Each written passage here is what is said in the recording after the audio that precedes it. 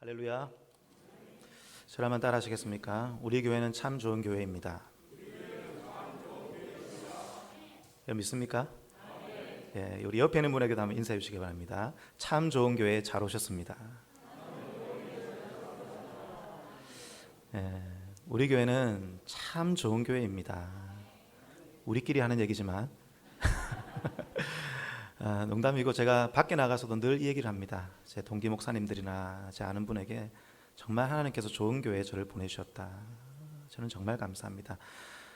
제가 온 지 이제 6개월이 됐거든요. 1월 셋째 주에 부임을 했고 오늘이 이제 7월 셋째 주 맞죠?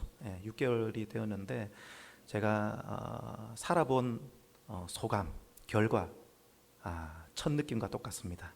우리 교회는 참 좋은 교회이고 이렇게 좋은 교회에 하나님께서 저를 보내주신 것이 얼마나 감사한지 모르겠습니다.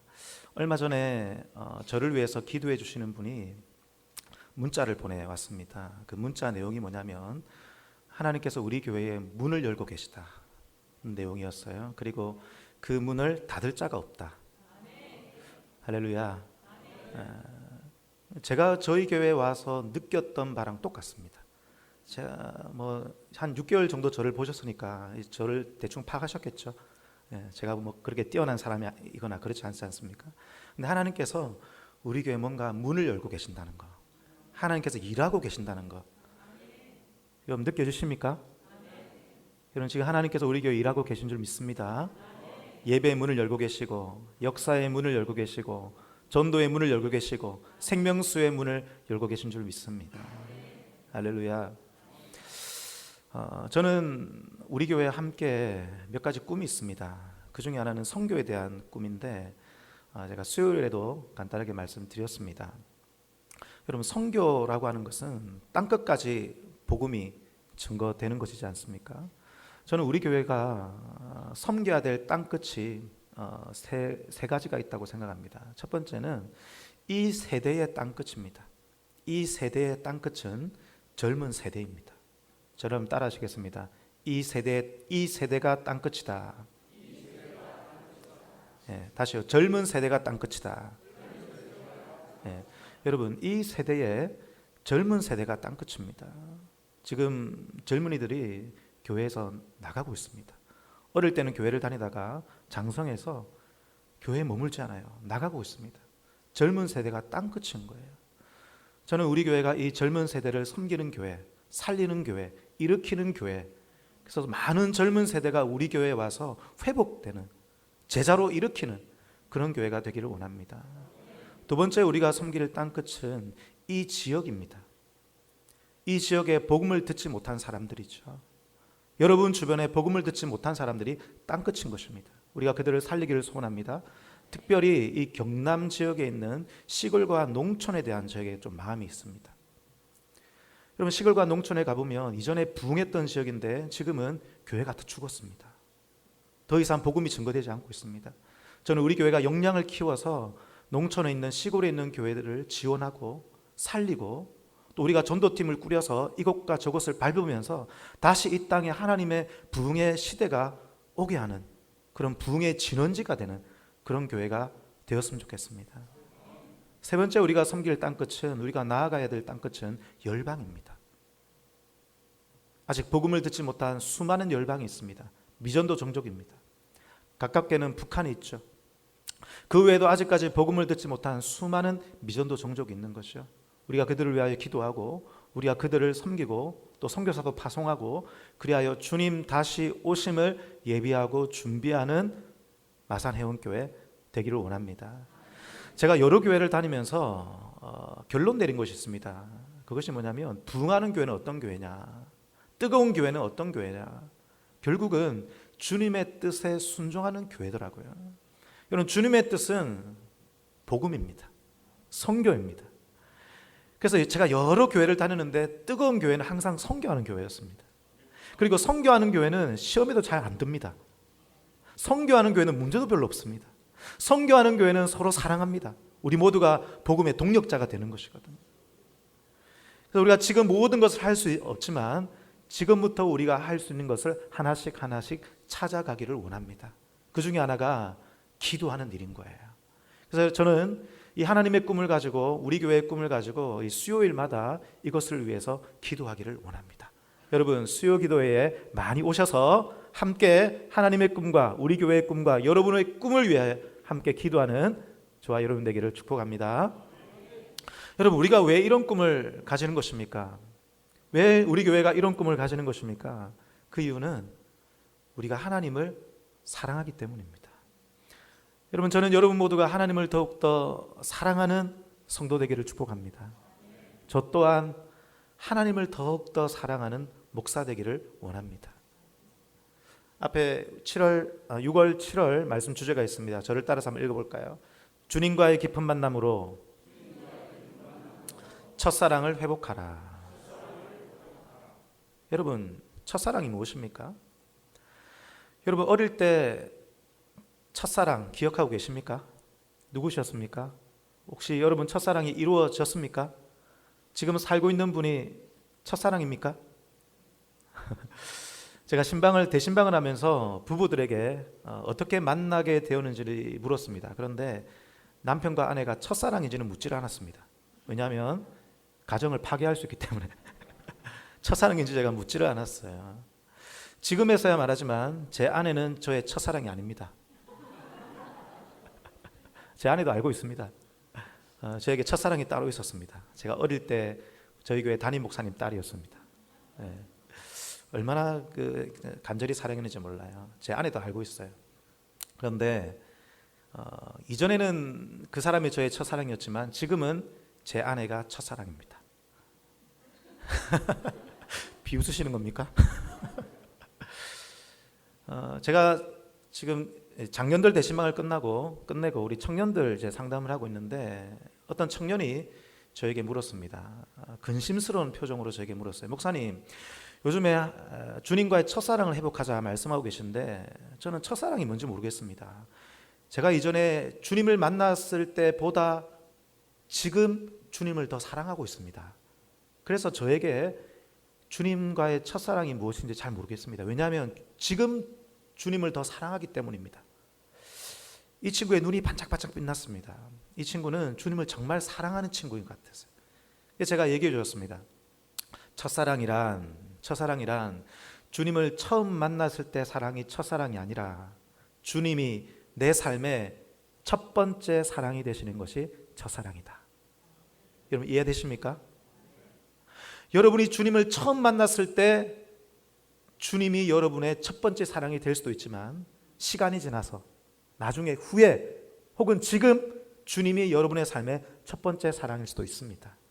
어쨌든 우리의 삶에 하나님이 우리 주님이 첫 번째 사랑이셔야 하는 것입니다. 주님이 내 삶의 첫 번째 사랑이어야 여러분 우리의 삶은 정리가 됩니다. 우리가 사랑하는 것이 많으면 우리의 삶은 혼돈스럽습니다. 우리의 마음은 사랑하는 것을 따라서 흘러가기 때문입니다. 어지럽습니다. 균형을 잃게 됩니다. 여러분, 여러분의 삶에 사랑하는 것들을 정리하기를 원합니다. 여러분 사랑하는 것들을 정리하셔야 됩니다. 주님을 첫 번째로 사랑하셔야 여러분의 삶에 질서가 생기는 것입니다. 정리가 되는 거예요. 여러분 우리가 왜 주님을 사랑하는 것입니까? 여러분 왜 주님을 사랑하십니까? 그 이유는 주님이 먼저 우리를 사랑하셨기 때문입니다. 아멘. 저를 따라하겠습니다. 주님이 먼저 나를 사랑하셨습니다. 우리가 주님을 사랑하는 이유는 주님이 먼저 나를 사랑하셨기 때문입니다. 그리고 주님께서 나를 사랑하셨는데 우리 주님에게 내가 첫 번째인 것입니다. 주님께서 나를 너무나 어마어마하게 사랑하고 계신 것입니다. 그래서 아들을 주셨습니다. 생명을 주셨습니다. 우리에게 지금도 모든 것을 주시길 원하시는 거예요. 그래서 여러분 이것이 신앙생활입니다. 주님의 사랑을 경험하고 주님의 사랑을 뜨겁게 느끼고 나 또한 주님을 사랑하면서 살아가는 생활이 바로 신앙생활인 거예요. 여러분 신앙생활은 이것이 다입니다. 이것이 전부입니다. 다른 것이 아닙니다. 주님과 교제하는 것, 주님이 내 삶의 첫 번째 사랑이 되어서 주님과 사랑하면서 살아가는 삶이 바로 신앙생활인 것입니다. 그리고 그렇게 살아갈 때에 여러분의 삶의 모든 어려움을 이길 수 있는 능력이 거기에서 나오는 것입니다. 주님을 뜨겁게 사랑할 때 여러분의 삶을 이기는 능력이 거기에서 나오게 된다는 것입니다. 여러분, 오늘 말씀을 보면 마태라는 인물이 나옵니다. 이 마태는 주님을 만났습니다. 그리고 주님의 사랑을 경험한 사람입니다. 여러분, 마태복음은 마태가 기록한 성경입니다. 마태가 이 마태복음을 기록했는데 오늘 이 부분 9절은 특별히 자기 자신에 대해서 기록하고 있습니다. 그러므로 특별히 오늘 9장 9절은 마태에게 있어서는 자서전과 같은 성격의 말씀입니다. 여러분, 이해가 되시죠? 자서전과 같은 성격입니다. 그런데 놀랍게도 마태는 자신의 직업인 세리라는 것을 숨기지 않고 있습니다. 자, 우리 9절 다시 한번 읽어보겠습니다. 시작. 예수께서 그곳을 떠나 지나가시다가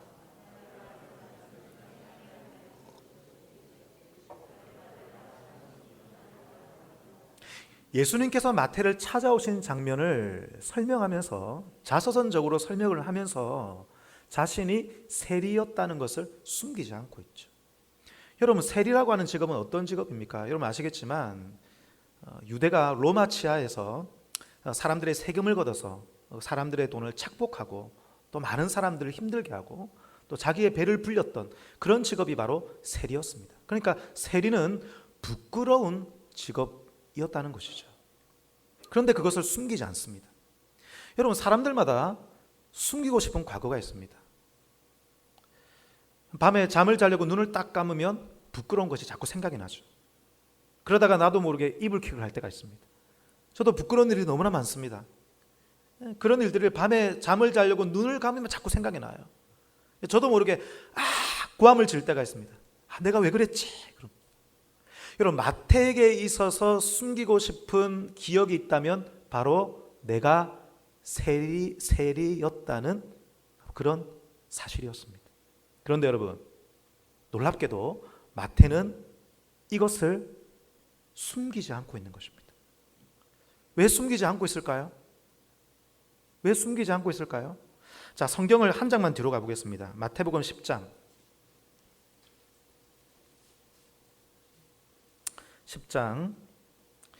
2절 3절. 마태복음 10장 2절 3절은 예수님께서 부르신 12제자의 이름을 이렇게 나열하고 있는, 기록하고 있는 본문이죠. 여러분 가만히 보십시오. 다른 제자들은 단순하게 적고 있습니다. 기본적인 정보만 주고 있죠. 이름이 어떻다, 그리고 누구의 형제다, 그 정도만 두고 있습니다. 그런데 3절을 보십시오. 3절. 이 마태복음은 누가 기록했다고 말씀드렸어요?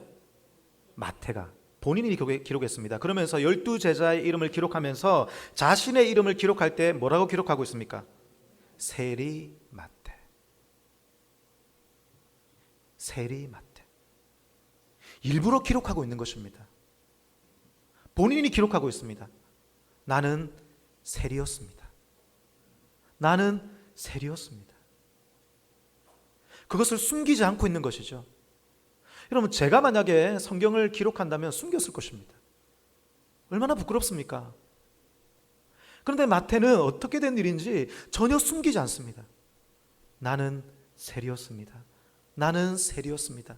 나는 세리였습니다. 여러분, 어떤 사람이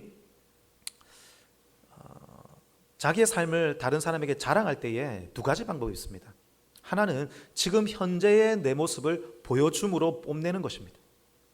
또 한 가지 방법은 뭐냐면 지금 현재의 모습을 말하기보다는 과거의 내 모습이 어떠하였는지 말하면서 현재의 변화된 모습을 알려주는 것입니다. 그러면서 변화된 내 모습을 더욱더 자랑하고 뽐내는 것이죠. 예를 들면 이런 것입니다. 어떤 학생이 시험을 치면 맨날 꼴찌하는 학생이 있습니다.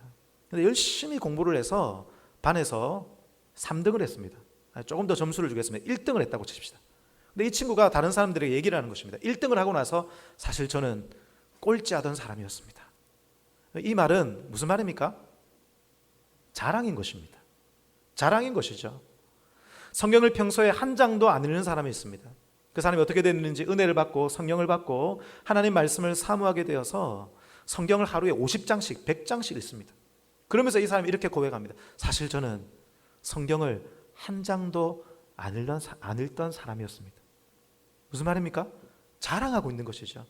변화된 모습을 자랑하고 있는 것입니다. 요즘에 저희 교회에, 우리 교회에 새벽 기도회 인원들이 굉장히 많습니다. 이전에 제가 듣기는 새벽 기도회에 한 10명 정도 왔다고 들었거든요. 근데 요즘에는 한 20명, 많게는 30명이 오십니다. 어제 토요일에는 보니까 수요 기도회 인원 정도 많은 분들이 오셨더라고요. 얼마나 놀라운 변화입니까? 이렇게 얘기할 수 있겠죠. 이전에 저희 교회는 새벽 기도 몇 명밖에 오지 않았습니다. 몇 명밖에 오지 않았습니다. 자랑인 것이죠. 여러분, 제가 왜 이 말을 하셨는지 아시겠죠? 새벽에도 더 많이 나오라는 말입니다. 계속 빙빙 돌려서 얘기하고 있는데 요즘에 그 삼여전도에서 토요일마다 새벽 기도를 옵니다. 새벽 기도를 와서 자기끼리 또 교제 시간을 갖더라고요. 교제가 준지 새벽 기도가 준지는 모르겠지만 어쨌든 새벽 기도 오고 나서 교제 시간을 갖더라고요. 여러분 토요일 날 평소에 새벽 기도 못 오시더라도 토요일 날은 새벽 기도 꼭 오십시오. 꼭 오십시오. 그래서 함께 기도하고 함께 은혜 받기를 원합니다. 여러분, 바울은 고린도후서 11장 30절 말씀에 이렇게 말하고 있습니다. 나는 나의 약한 것을 자랑하리라. 저를 한번 따라하겠습니다. 나는 나의 약한 것을 자랑하리라. 여러분, 바울은 왜 자신의 약함을 자랑할까요? 이렇게 약하고 부족하고 보잘것없는 나를 하나님께서 구원하시고 살려주신 그 하나님의 은혜를 찬송하고 있는 것입니다. 여러분, 마태는 왜 자신이 세리였다는 것을 숨기지 않고 있을까요? 나는 세리였습니다. 나는 세리였습니다. 이렇게 부족한 죄인을 사랑하시고 구원해 주신 이 놀라운 하나님의 은혜를 높이고 찬송하고 있다는 것입니다. 그러므로 마태에게 있어서 나는 세리였습니다 라고 하는 이 고백은 하나님의 은혜를 찬송하는 찬송의 고백인 것입니다. 사랑하는 여러분 과거에 하나님을 만나지 못했을 때, 혹 지금도 여러 가지 죄악 가운데 살고 있지만 그 죄를 주님 앞에 숨기지 마시기를 축복합니다. 여러분의 죄를 주님 앞에 고백하십시오. 주님은 여러분의 모든 죄를 씻으시고 치유하시고 여러분을 새롭게 만들기에 충분하신 분이십니다. 큰 능력과 사랑으로 우리를 회복해 주실 것입니다. 여러분, 마태는 왜 이렇게 하나님의 큰 사랑을 찬송하고 있을까요? 그 이유는 마태가 하나님의 사랑을 만났기 때문입니다. 여러분, 하나님의 사랑은 어떤 사랑입니까? 하나님의 사랑은 십자가 사랑입니다. 여러분, 십자가 사랑은 어떤 사랑일까요? 십자가 사랑은 죄인들을 위한 사랑입니다. 여러분, 이 세상에 많은 종류의 사랑들이 있습니다. 그런데 죄인들을 위한 사랑은 없습니다. 사람들은 죄인을 정죄합니다.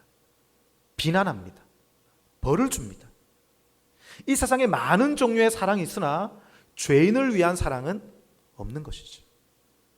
여러분, 죄인을 사랑하기 위해서는 그 사랑은 무조건적인 사랑이어야 합니다. 무조건적으로 사랑하는 것입니다. 그냥 그 사람 자체를 사랑하기로 결심하는 것입니다.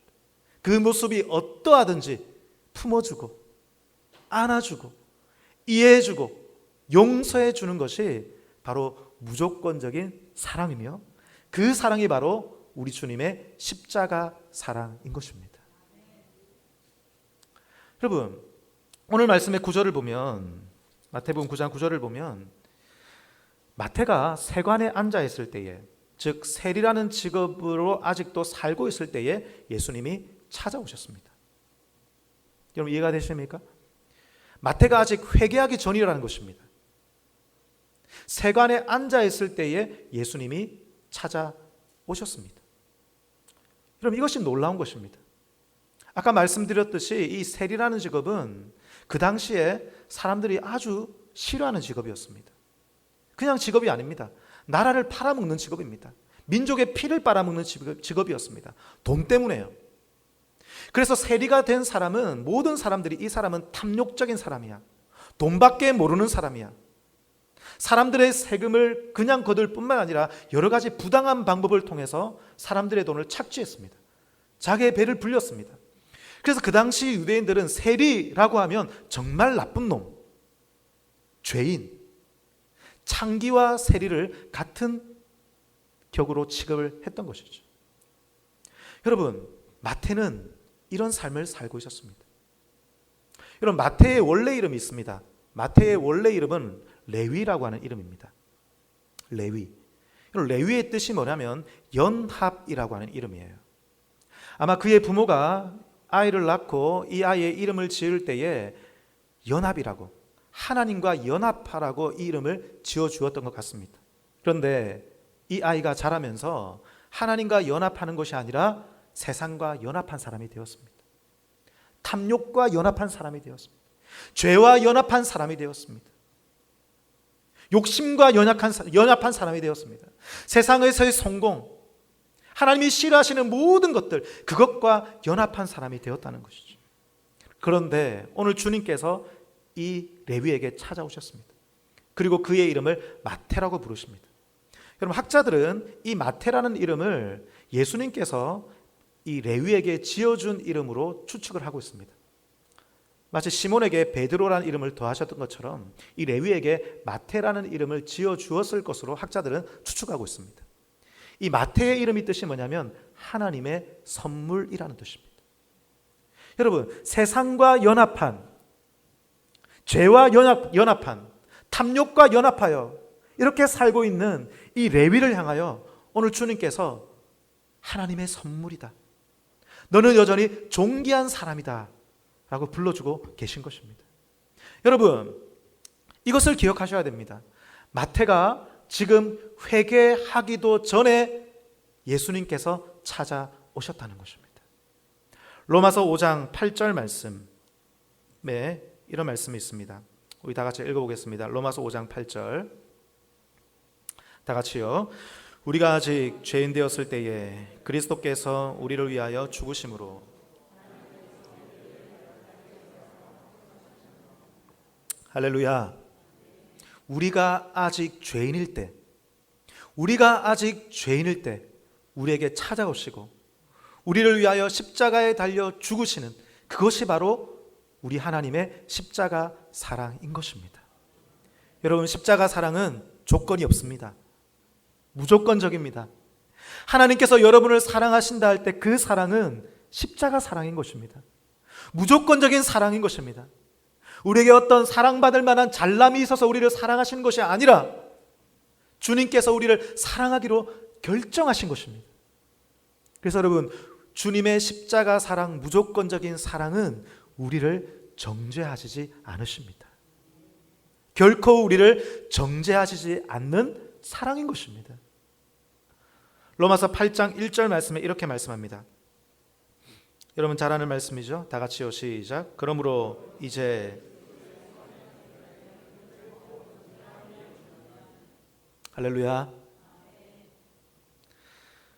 저는 중학교 2학년 때 예수님을 만났습니다. 그때 예수님을 인격적으로 만났고 예수님을 제 삶에 초청했습니다. 영접했습니다. 그런데 제가 그때 제 삶을 온전히 주님께 드리지는 못한 것 같습니다. 그 이후로 저는 세상에 빠졌습니다. 중학교 2학년짜리가 세상에 빠진들 얼마나 빠질까 여러분 생각하시겠지만 하지 말아야 할 것들은 다 했습니다. 지금 제 얼굴을 보면 저렇게 순하게 생긴 사람이 뭘 하겠나 싶겠지만 저는 학교에서 정말 나쁜 아이들과 어울려 살았습니다. 하지 말아야 될 것은 다 했습니다. 친구의 돈도 뺏었습니다. 물건도 훔쳤습니다. 마시지 말아야 될 것도 마셨고 하지 말아야 될 것 다 했습니다. 그런데 그러는 중에 제 안에 이상한 느낌이 있었습니다. 그것은 뭐냐면 누군가가 나를 보호하고 있다는 느낌이었습니다.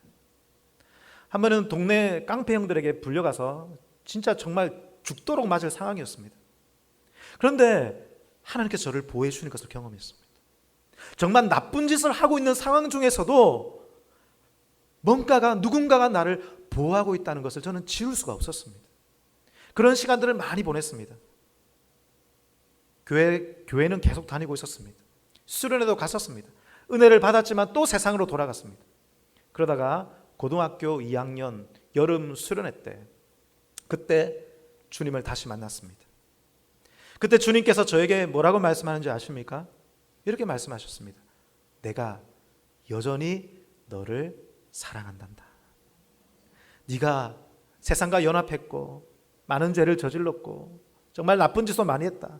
그런데 나는 여전히 너를 사랑한단다. 나는 여전히 너를 사랑한단다. 여러분, 그때 주님은 저를 정죄하지 않으셨습니다. 그 사랑이 저를 일으켰습니다. 여러분, 놀라운 게 뭔지 아세요? 십자가 사랑은 우리를 정죄하지 않습니다. 그런데 십자가 사랑을 경험하면 회개가 일어납니다.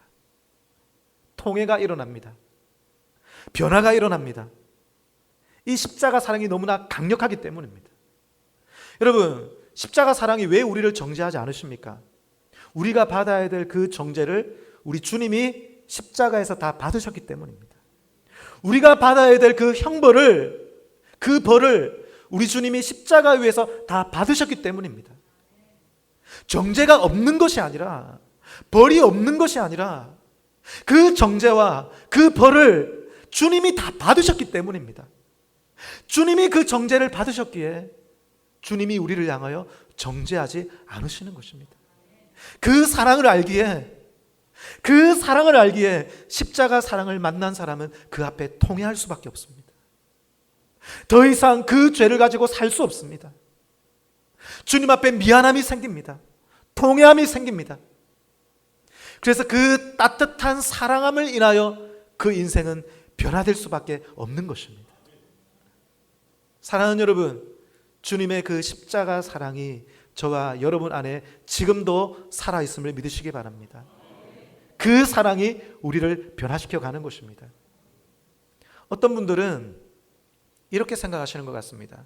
주님 앞에 나올 때마다 내 모습이 너무나 보잘것없어서, 지난 한 주간 동안 내가 죄를 지었기 때문에, 세상과 연합했기 때문에 내 모습이 너무나 부끄러워서 나는 오늘 하나님께 예배할 수 없다라고 생각하시는 분이 있는 것 같습니다. 내 모습이 너무나 죄가 많아서 찬송할 수 없고 하나님께 나아갈 수 없다라고 생각하는 분이 있는 것 같습니다. 여러분, 그것은 오해입니다. 하나님의 무조건적인 사랑을 알지 못하는 것입니다. 여러분, 우리 하나님의 사랑은 그 정도로 보잘것없지 않습니다. 우리 하나님의 사랑은 세상의 사랑과 다른 것입니다. 우리 하나님의 사랑은 우리의 모든 죄를 덮고도 남는 충분한 사랑인 줄 믿으시기 바랍니다. 여러분, 그러므로 여러분에게 어떤 죄가 있다 할지라도, 지난 한 주간 동안 최근 여러분이 어떤 세상과 연합한 모습이 있다 할지라도 주님 앞에 나아오시는, 십자가 사랑을 믿고 주님 앞에 나아오시는 저와 여러분이 되기를 축복합니다. 주님 앞에 나아오면 그 사랑이 우리를 붙잡을 것입니다. 그 사랑이 우리를 변화시킬 것입니다. 그 사랑이 여러분을 새롭게 주신다는 것입니다. 마태는 그 사랑을 경험한 것입니다. 그 무조건적인 사랑, 그 사랑을 경험했기 때문에, 그 사랑을 알기 때문에 자신의 모습이 어떠할지라도 주님 앞에 나아가는 것입니다. 그리고 그 사랑을 자랑하고 있는 것입니다. 나는 셀이었습니다.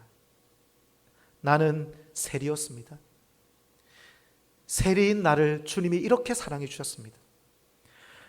그럼 나중에 마태는 초대교회의 지도자가 됩니다. 그가 아마 사람들 앞에 설교했을 것입니다. 마태복음을 기록한 분이니까 사람들 앞에도 설교하지 않았겠습니까? 저는 상상해 보았습니다. 마태가 설교할 때마다 제일 먼저 어떤 말을 했을까? 저는 아마 마태가 강대상 위에 올라왔을 때에 제일 먼저 이렇게 말했을 것입니다. 여러분, 저는 셀이었습니다. 저는 셀이었습니다. 저는 셀이었습니다. 이같이 세상과 연합한 저를 주님이 사랑해 주셨습니다. 이같이 세상과 연합한 죄인을 주님이 변화시켜 주셨습니다. 이 말을 들을 때에 죄인된 사람들이 고개를 숙이고 있다가 나는 쇠리였습니다 이 말을 들을 때에 그들의 눈이 반짝였을 것입니다. 그리고 마태를 바라보면서 그들도 소망을 가지지 않았겠습니까?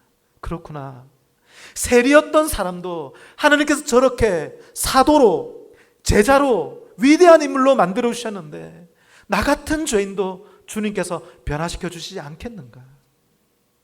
여러분, 성경을 보면 예수님의 제자들은 자신의 과거를 숨기지 않습니다. 여러분, 그렇지 않습니까? 성경을 보십시오. 이 성경은 초대교회 때에 기록된 것입니다. 제자들이 살아있을 때입니다. 그들은 숨기지 않습니다. 바울은 예수님을 배반했던 사람입니다. 예수님을 배반했던 그 사실을 성경이 숨기지 않고 있어요. 베드로는 아마 설교할 때마다 이 말을 했을 것입니다. 여러분, 저는 예수님을 배반했던 사람입니다. 저는 예수님을 배반했던 사람입니다. 배신자입니다. 그런데 그런 나를 주님이 사랑해 주셨습니다. 여러분, 도마도 마찬가지 아닙니까? 도마는 예수님을 의심했던 사람입니다. 의심이 많았던 사람, 부정적인 사람, 믿음이 약한 사람이죠. 그런 사람들 앞에 이런 고백을 늘 드렸을 것입니다. 저는 의심 많은 사람입니다. 저는 믿음이 약한 사람이었습니다. 바울은 복음의 핍박자였지 않습니까? 사람들 앞에 설 때마다 이런 바울이 기록한 성경을 보면 얼마나 자주 그가 저는 핍박자였습니다. 저는 죄인 중에 괴수입니다. 그런 고백을 하고 있지 않습니까? 이 모든 것은 하나님의 은혜가 얼마나 큰지 알기 때문인 것입니다. 여러분, 바울과 함께 전도여행을 했던 바나바의 조카 마가가 있습니다. 마가도 마찬가지입니다. 마가는 도망갔던 사람입니다. 주님을 섬기는 것이 너무나 힘들어서 도망갔던 사람이죠. 봉사가 너무 힘들어서 도망갔던 사람입니다. 그런 마가가 주님 앞에, 사람들 앞에 설교하면서 고백했을 것입니다. 여러분, 저는 도망자였습니다. 저는 이렇게 나약한 사람이었습니다. 그런 저를 주님이 사랑해 주셨습니다. 사랑하는 여러분, 놀라운 것이 뭐냐면 주님의 사랑을 받은 사람만이 주님을 사랑할 수 있다는 것입니다. 여러분, 주님을 사랑하십니까? 더욱더 주님을 사랑하는 저와 여러분 되기를 축복합니다. 여러분의 모습을 숨긴다고 해서 주님을 사랑하게 되는 것이 아닙니다. 그냥 있는 모습 그대로 나아갈 때 그냥 나를 안아주시는 그 사랑이 너무 커서 우리가 주님을 사랑할 수밖에 없게 되는 것입니다. 여러분, 우리 모두에게는 하나님을 향한 갈망이 있습니다. 목마름이 있습니다. 하나님을 더 알아가고자 합니다. 그래서 우리가 이렇게 예배도 드리고 기도도 하고 말씀도 보는 것입니다. 그런데 우리가 하나님을 알아갈 때 그 갈망함과 목마름을 가지고 하나님을 알아갈 때 우리가 깨닫게 되는 것이 있습니다. 그것은 주님이 나를 그렇게 사랑하신다는 것입니다. 주님이 나를 그만큼 사랑하신 것입니다. 아들을 주기까지, 생명을 주시기까지 십자가 사랑으로 나를 사랑하신다는 것입니다. 여러분, 이것이 신앙생활인 것입니다. 주님의 사랑을 받고 나도 주님을 뜨겁게 사랑하는 것, 이것이 신앙생활인 것입니다.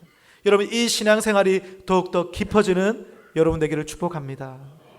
여러분, 이 신앙생활을 할 때, 주님을 사랑하는 신앙생활을 할 때 여러분의 모든 어려움을 이기게 될 것입니다.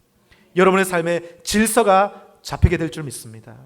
또 한 가지는 여러분, 우리가 이렇게 주님을 사랑하기 시작할 때에 우리는 주님을 위하여 살아가는 사람이 되는 것입니다. 여러분, 제가 지난주에 말씀을 드렸지만 하나님은 우리를 일을 위해서 부른 것이 아닙니다. 사랑을 위하여 부르셨습니다. 그런데 주님과 사랑에 빠지면 그 사람은 주님을 위해서 살아가는 사람이 되는 것입니다. 마태가 그러합니다. 베드로가 그러합니다. 바울이 그러합니다. 도마가 그러합니다. 예수님 만났던 사람은 다 그러한 것입니다.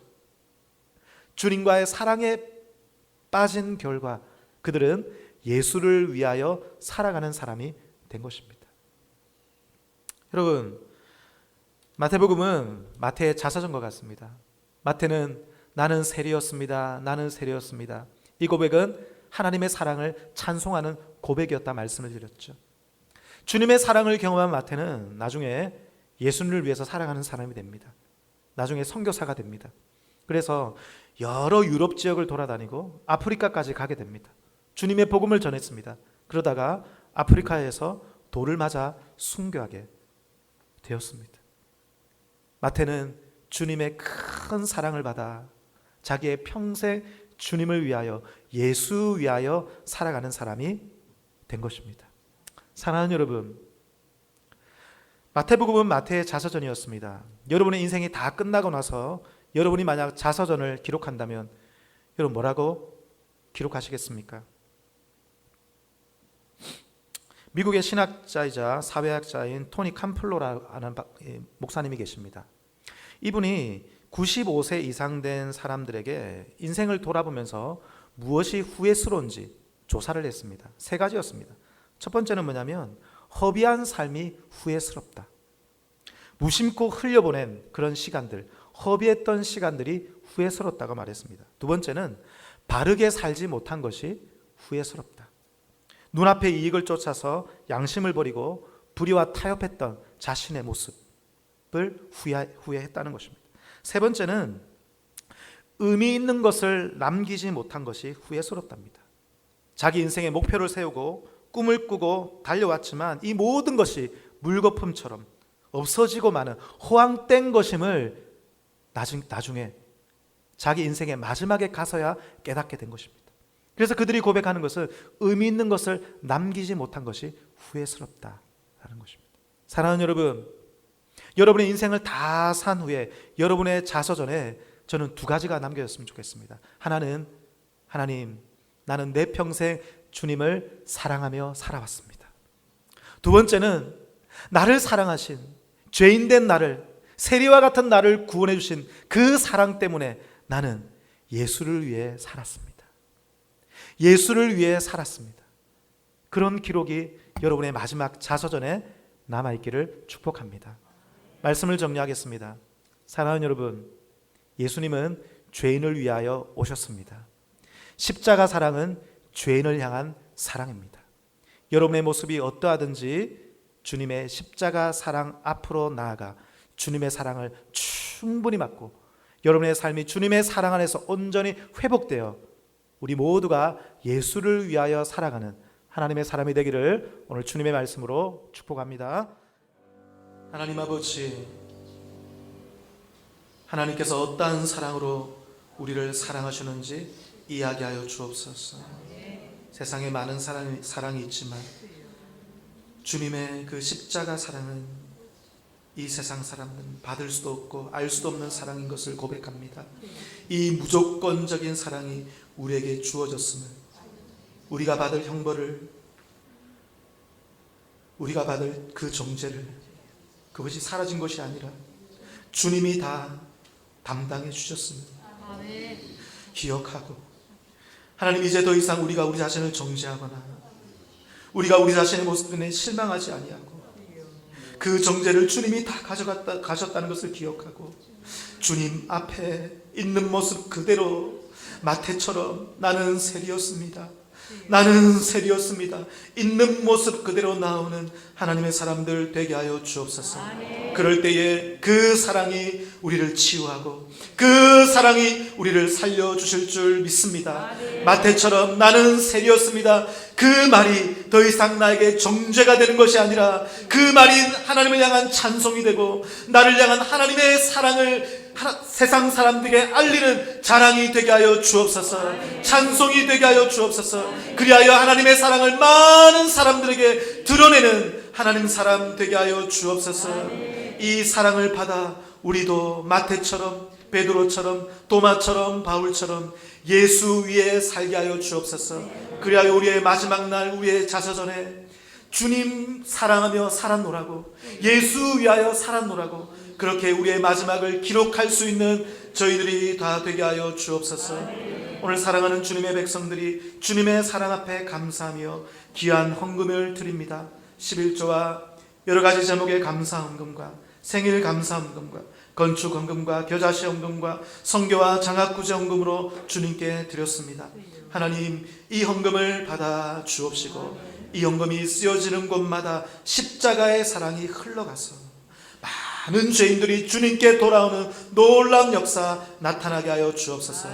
이 헌금을 드린 손길 위에 축복하여 주옵시고, 이 손이 헌금을 드리고 마는 것이 아니라 이 손이 예수 위에 사는 손이 되게 하여 주옵시며, 세상을 섬기는 손이 되게 하여 주옵시며, 그 손길과 그 가정 위에 축복하여 주시옵고, 하나님의 큰 사랑과 능력과 축복이 가득한 모든 가정 되게 해 주옵소서. 살아계신 주 예수 그리스도의 이름으로 기도하옵나이다. 아멘. 주 예수 그리스도의 은혜와 하나님의 사랑과 성령의 교통하심이 이제 세상의 사랑을 버리고 세상과 연합된 마음을 버리고 주님의 십자가 사랑, 그 사랑을 바라보며 그 사랑 앞에서 회복되기를 원하며, 또 그 사랑을 받아 주님을 사랑하고 주님을 위해 살기를 원하는 이 자리에 고개 숙인 사랑하는 주의 백성들과 그 가정과 기업과 자녀들 위해, 사랑하는 마산 해움교회 위에 지금부터 영원토록 함께 있을지어다. 아멘.